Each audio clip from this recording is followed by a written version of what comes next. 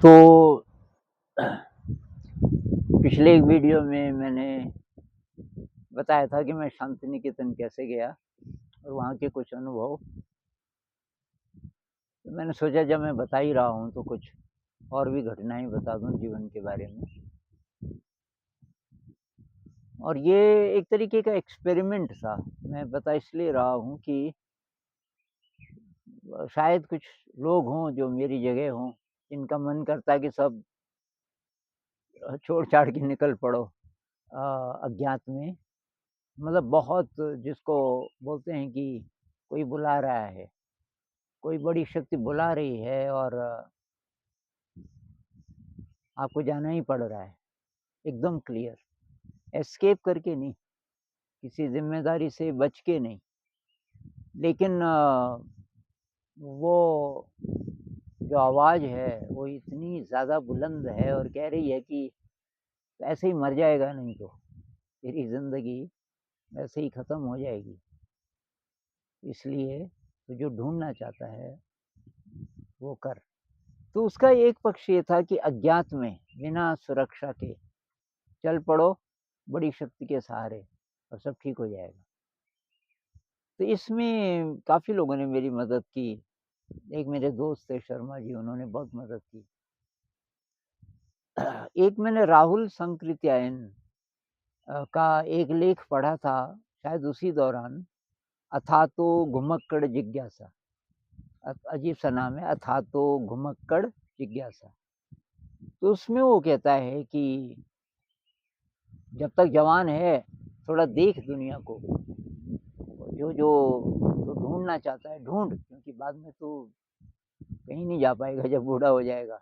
सैर कर दुनिया की गाफिल, जिंदगानी फिर कहाँ, जिंदगानी गर रही तो ये जवानी फिर कहाँ।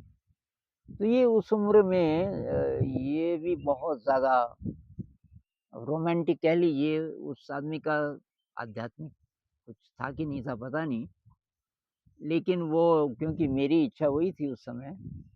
ये बात है जब मैं कॉलेज में पढ़ाता था अ, और बहुत ज़्यादा ये था कि ये सब मुझे जाना, यहाँ नहीं रहना। लेक्चरर था, अकेला था और फिर मैं चला ही गया था शांति निकेतन। तो फिर शांति निकेतन से मैं ऋषि वैली गया, वो भी एक कोइंसिडेंस है, जिसको सिंक्रोनिसिटी बोलते हैं ना। सिंक्रोनिसिटी मतलब एक प्रकार का संयोग। और तो वो मेरे साथ बहुत बार हुआ ज़िंदगी में। तो मैं ये सिंक्रोनिसिटी वाली एक घटना बताता हूँ, और भी घटनाएँ हैं लेकिन मैं एक ही बताऊँगा जो शायद सबसे ज़्यादा शॉकिंग रही मेरे लिए। प्लेज़ेंट शॉक, अच्छे वाला शॉक। तो मैंने एक हिंदी में किताब लिखी। अ, आप उसको इंटरनेट से कोई पढ़ना चाहे तो पढ़ भी सकता है। उसका नाम है सा विद्या या विमुक्तये, हिंदी में है, हाथ से लिखी हुई है। तो मैं हाथ से लिख रहा था उस किताब को, और उत्तराखंड के एक शहर में।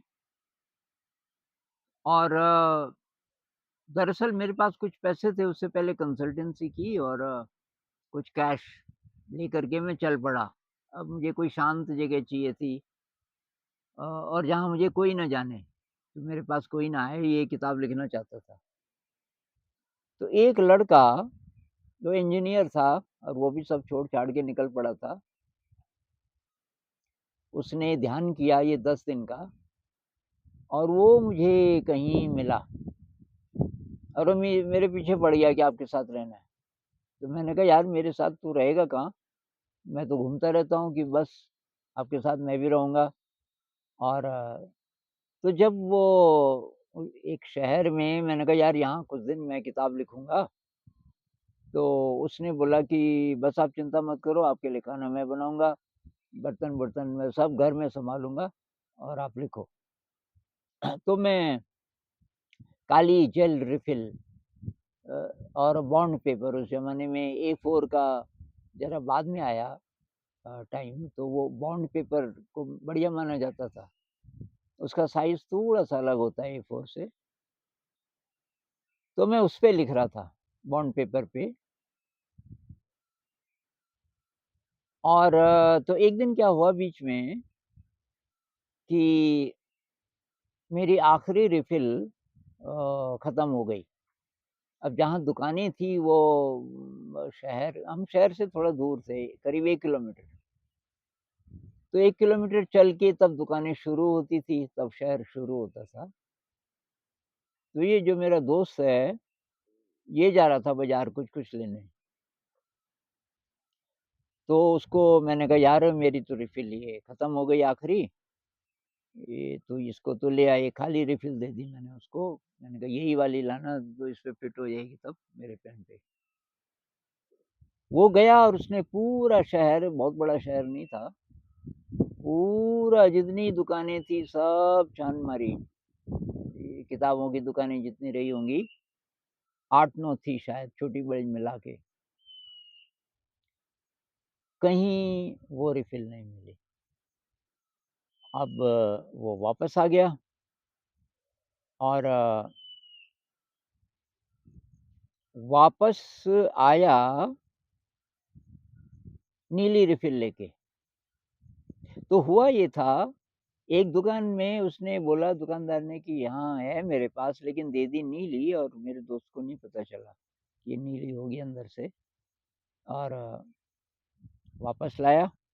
जब तो मैंने देखा, अभी मैंने खोला नहीं उसको, तो बाहर से ही दिख गया। मैंने कहा यार ये तो नीली है। उसने भी बहुत ध्यान से देखा, उसने कहा अरे गुरुजी ये तो नीली, गुरुजी बोलता था मुझे, ये तो नीली आ गई।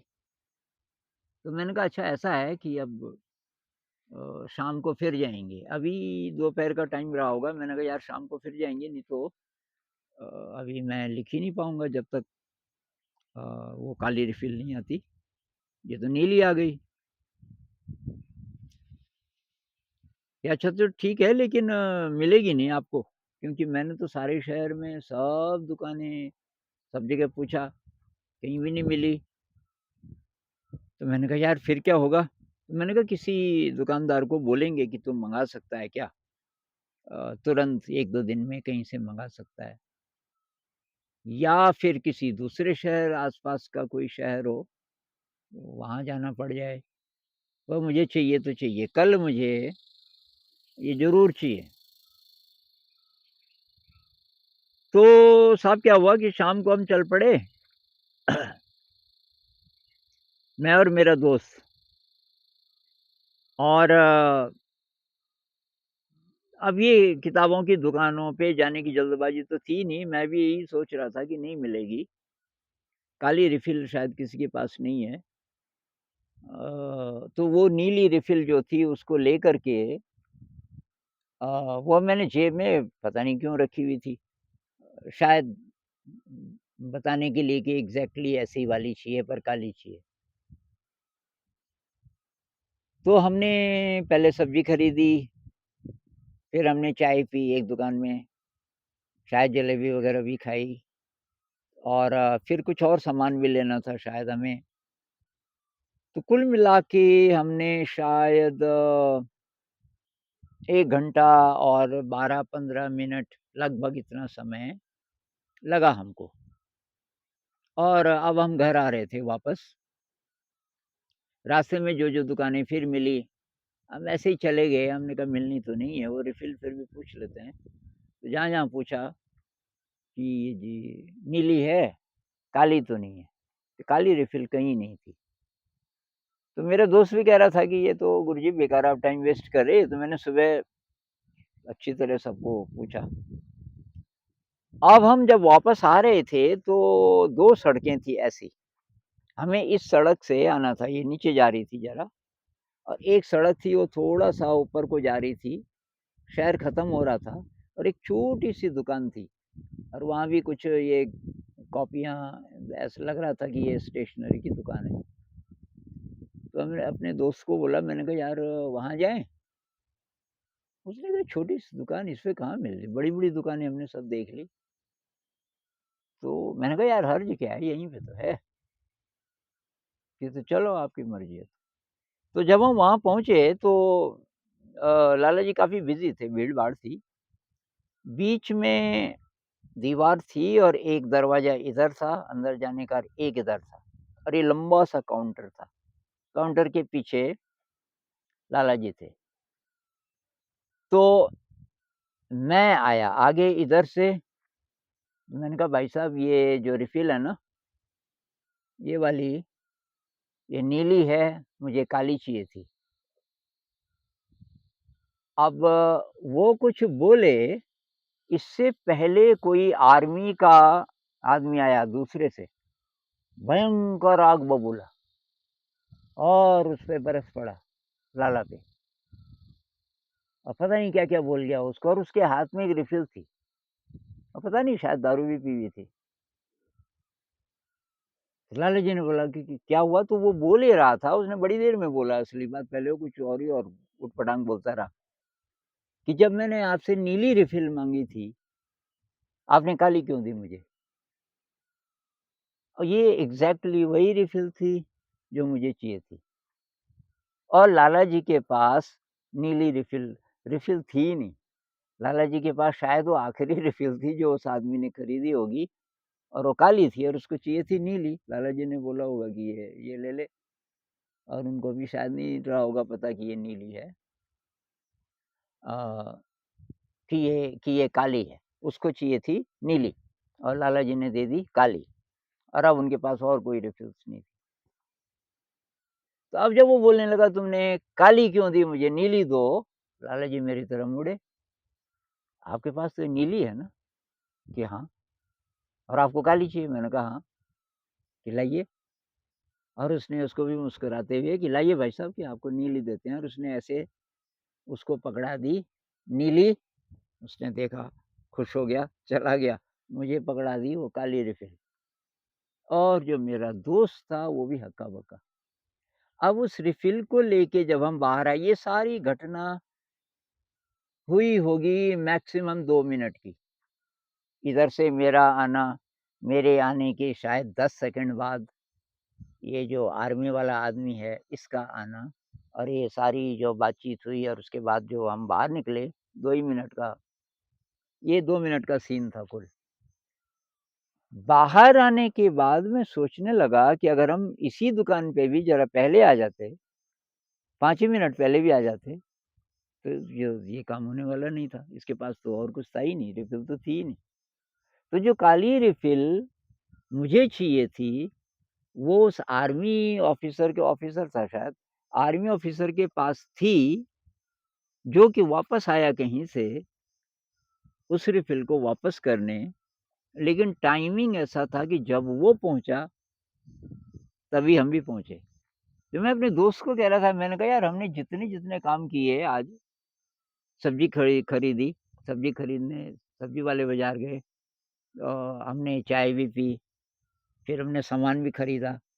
हम एक भी चीज़ अगर कम करते, तो हमें ये रिफ़िल ना मिलती, तब टाइमिंग गड़बड़ हो जाता, या तो हम पहले आते या हम थोड़ा और टाइम लगा देते। तो एग्ज़ैक्टली उसी समय ये कैसे हुआ कि उस दुकान पे मैं भी पहुँचा और वो भी पहुँचा, जिसके पास वो काली रिफ़िल थी। उस पूरे इलाके में मेरे ख़्याल से वो अकेला आदमी था जिसके पास एक नई काली रिफ़िल थी। अब इसकी इंटरप्रिटेशन पे डिपेंड करता है आपका फ़ेथ कितना है। एक इंटरप्रिटेशन ये हो सकती है कि जी संयोग था। दूसरी इंटरप्रिटेशन ये हो सकती है कि संयोग नहीं था, कुछ और भी शक्तियाँ हैं। हमारे जीवन को चलाने वाली कुछ और भी शक्तियाँ हैं, और अगर आप कोई डिमांड ना करो, और अगर आप अज्ञात को थोड़ा-सा मौका दो, अज्ञात में जाओ, अज्ञात को मौका दो, तो फिर आपको पता चलेगा कि आप अकेले नहीं हैं, और इससे विश्वास बढ़ता है। तो उस दिन इतना ज़्यादा मेरा विश्वास और बढ़ा, पहले भी था, और किताब का थीम भी वही था। जब मैंने किताब लिखी सा विद्या या विमुक्तये, इसका एक थीम ये भी है कि सब जुड़ा हुआ है। मतलब हम अकेले नहीं हैं, और एक जो छोटे से छोटा कोई जीवधारी है, कोई पौधा है, पूरा ब्रह्मांड उससे जुड़ा हुआ है। अब विज्ञान में ये चीज़ आपको बहुत कम मिलेगी। लेकिन एक वैज्ञानिक हैं डेविड बोम।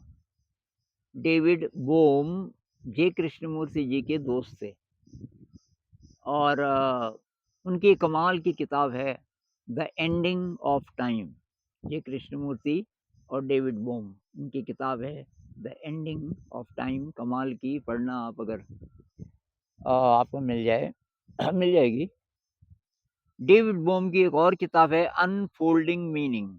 अनफोल्डिंग मीनिंग जिसमें वो बताता है कि ब्रह्मांड कैसे बना होगा। वो बिग बैंग वाली थ्योरी को मेरे ख्याल से नहीं मानता।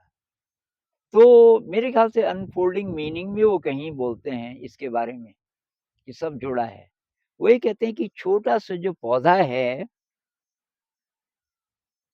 जंगल में जितने भी ये पेड़ हैं, जब ये पौधे थे छोटे, तो इनकी देखरेख किसने की? तो प्रकृति जानती है। बादल जानता है इसको कितनी बारिश देनी है, कितना पानी देना है। हवा जानती है कि इसके आसपास कैसे चलना है कि ये टूटे नहीं। सूरज जानता है कि इसको कितनी धूप देनी है। हर एक चीज़, मतलब पूरी प्रकृति, पूरा ब्रह्मांड इस छोटे से पौधे को जानता है कि इसको कैसे विकसित करना है। तो जो पुराना विज्ञान है, वो ऐसी बातें नहीं करता। अभी जो नया विज्ञान है और ख़ासकर ये नियर डेथ एक्सपीरियंस, इसके केसेस जब बढ़ते गए, इन पे साइंटिस्ट लोगों ने स्टडी करना शुरू किया, तो अब पुरानी विज्ञान, अब जो लोग बोलते हैं ना कि ये साइंटिफिक है, तो उनको थोड़ा स्टडी करना पड़ेगा नया विज्ञान। नया विज्ञान का मतलब अभी पिछले 20 सालों में जो रिसर्च हुई है, वो आपको देखनी पड़ेगी। तो तब ये जो सिंक्रोनिसिटी है, ये अजीब नहीं लगेगा ये कॉन्सेप्ट। तो ये मेरे साथ बहुत बार हुआ, ऐसी घटनाएँ बहुत बार हुई। एक और सुना देता हूँ मैं। एक बार क्या हुआ, मैं सुबह से भूखा था। भूखा इसलिए कि मुझे कहीं से कहीं जाना था और ये मैं बस का वेट करते-करते बहुत देर हो गई और वहाँ आस-पास कोई दुकानें थी भी नहीं और खाने का मुझे इतना होता भी नहीं था। होश नहीं रहता था। सारे-सारे दिन रह जाता था और फिर शाम को कुछ मिल जाए तो ठीक। तो उस दिन मुझे फिर जहाँ जाना था, किसी ने बोला कि एक छोटी ट्रेन जाती है नैरो गेज वाली, जिसकी ज़्यादा चौड़ी पटरियाँ नहीं होती। आप उससे चले जाओ, बस का कोई भरोसा नहीं है। मैंने कहा ठीक है। तो मैं पहली बार बैठा उसमें। वो छोटे-छोटे से तंग-तंग से डिब्बे। अ, स्पीड भी कम थी, लोकल लोकल कोई ट्रेन थी, वो बार-बार रुक रही थी। अभी बजा होगा ढाई 3 करीब। और ये बात है वेस्ट बंगाल की, रूरल वेस्ट बंगाल की। तो अचानक मेरी इच्छा हुई, मुँह भी सूख रहा था, पानी की बोतल भी नहीं रखता था मैं। तो मैंने कहा यार कुछ कोई फल होता, कोई जूसी फ्रूट होता, कोई अंगूर जैसा ऐसा कोई फल होता, ऐसी ही अचानक इच्छा आई, तो अच्छा होता वो, फिर मैं भूल गया। तो मैं उन दिनों कला करता था, मेरे पास एक पेन था जिसपे 2 रिफ़िल होती थी, एक लाल और एक नीली। तो उसको ऐसे करो तो एक रिफ़िल और ऐसे करो इस तरीके से। और एक बिना रूल वाली आर्ट की नोटबुक कह लो, और उसमें मैं कुछ-कुछ बनाता रहता था, चलती ट्रेन में भी। बाहर के दृश्य देख के तो कोई उसका अ, कोई पाम ट्री है, कोई धान के खेत हैं, जो लैंडस्केप है, रूरल लैंडस्केप, तो बनाने की कोशिश करता था। तो मैं वो बना रहा था और कोई आदमी खड़ा था एक जैसे इधर वो आदमी खड़ा था कोई, अभी आया होगा, अभी थोड़ी देर पहले रुकी थी ट्रेन, और मुझे देख रहा था। फिर मेरी बगल से कोई उठा तो बैठ गए और उस आदमी ने बोला कि आप आर्टिस्ट हो? मैंने कहा आर्टिस्ट तो नहीं हूँ, पर मुझे शौक है ये इस तरीके से कुछ करने का। यार कि कभी आपको ऐसी आर्ट करनी चाहिए जिससे कि जो समाज के जो ऐसे वर्ग हैं जिनको कि दबाया जाता है, जिनको अवसर नहीं मिलता, तो उनको आगे बढ़ने में मदद मिले। तो मैंने कहा, "ये देखेंगे कहीं कभी ऐसा संभव हुआ, ऐसी आर्ट हम बना पाए।" तो उसके हाथ में एक पैकेट था और उसमें थे अंगूर और मेरे ख़्याल से 1 किलो से तो ज़्यादा थे। बहुत बढ़िया अंगूर और उसने अचानक बोला कि, "आप थोड़ा-सा ये पकड़ेंगे?" तो मैंने कहा, "हाँ जी, पकड़ देंगे।" और वो सामान-सुमान उठाते हुए और मैंने कहा, "ये शायद बाहर से पानी वग़ैरह पी के आएगा अभी।" तो अब ट्रेन हल्की-हल्की चलने लगी तो वो बाहर से खिड़की पे था। सामान उसने बैग-वूग कंधे लटकाया हुआ था, एक बैग था उसके पास, एक आध सामान और था और कहने लगा कि अच्छा भाई साहब चलते हैं। मैंने कहा आप क्या कि हाँ, मेरी तो ये जगह आ गई, मैं उतर गया। मैंने कहा ये पैकेट, अरे ये तो आपके लिए की। तो मैंने कहा ये तो बहुत सारे हैं, तब तक ट्रेन तेज़ भी हो गई थी। नहीं, नहीं, नहीं की, ये की आप खाइए और वो चला गया और ये सब हुआ ऐसे ही 5-7 मिनट के अंदर। मैं सोचने लगा यार, तब मुझे याद आई कि ये छवि आई थी अंगूर वाली। बस तब मैं अंगूर ही खाता रहा। उस दिन मैंने थोड़ा अभी खाए, थोड़ा फिर रात को खाए, वो अगले दिन तक खत्म हुए मेरे 1 किलो अंगूर। तो अब आप बोलोगे कि ये आपके साथ हुआ, ये सबके साथ थोड़ी होगा, ऐसे चल पड़ो आप और ना मिले अंगूर तो ना मिले मदद टाइम पे तो मदद की अपेक्षा नहीं। मैं ये सोच के नहीं गया था कि मुझे मदद मिलेगी, नहीं। मैं इसलिए भूखा नहीं रहा था सुबह से कि क्या पता कोई मदद कर दे, ऐसा कुछ नहीं। वो तो बाय चांस नहीं खा पाया कुछ। लेकिन अगर आप इच्छा ना करो, बिल्कुल नहीं और आप तैयार रहो किसी भी परिस्थिति के लिए, ये कोई प्रार्थना मत करो कि हे ईश्वर मुझे दुःख मत देना, कष्ट मत देना। यही प्रार्थना करो जो मेरे लिए ठीक है, बस वही करना आप। मेरे लिए जब दुःख ठीक है, तब दुःख ही देना क्योंकि मैं तभी आगे बढ़ूँगा। तो ऐसी बहुत सारी घटनाएँ हैं पर अभी मेरे ख़्याल से इतना बहुत है।